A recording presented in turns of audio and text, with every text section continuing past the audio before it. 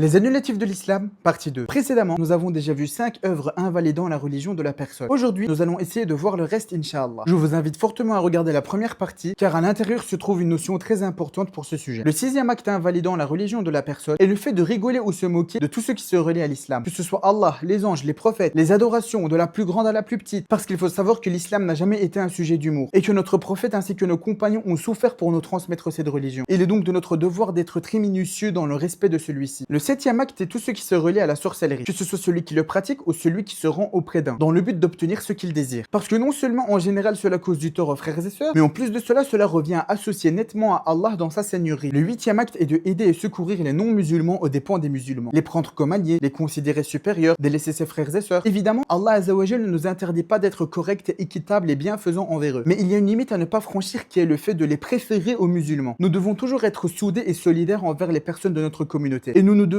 de désavouer tout ce qui est en rapport à l'association, et donc les personnes adeptes de celui-ci également. Le 9e acte est de considérer que toute personne n'est pas obligée de suivre la législation du prophète sallallahu alayhi wa sallam, et que cela est réservé juste à une certaine ethnie ou un tribu. Parce qu'il faut savoir que lorsque les anciens messagers venaient avec une législation, c'était pour un peuple bien défini. Mais le prophète sallallahu alayhi wa sallam est venu avec une législation qui est universelle, qui est applicable à la fois pour tous les humains et les djinns. Et donc cela remet en question une œuvre que beaucoup de musulmans pratiquent avec ignorance. Imaginons qu'ils ont acheté un produit dont il y a du haram dedans, ils le donnent à des non-musulmans en mode au moins lui pourra en manger. Mais sachez que ceci est interdit, parce qu'à la base, tous sont censés être des pratiquants et accepter l'islam. Et donc ce qui est interdit pour nous l'est aussi pour eux. Et donc il est interdit pour nous de le donner à un non-musulman. Et le 10e acte invalidant la religion de la personne est le fait de délaisser l'apprentissage de sa religion par négligence, et donc de se détourner de la religion d'Allah, sans essayer d'apprendre à connaître n'importe quel précepte de base pour voir s'il est dans le bon chemin ou dans l'égarement. Et cela nous montre l'importance de la science et de pourquoi Allah nous dit dans Surat Al-Asr, ceux qui croient et la croyance vient avec la connaissance. Assalamu alaikum.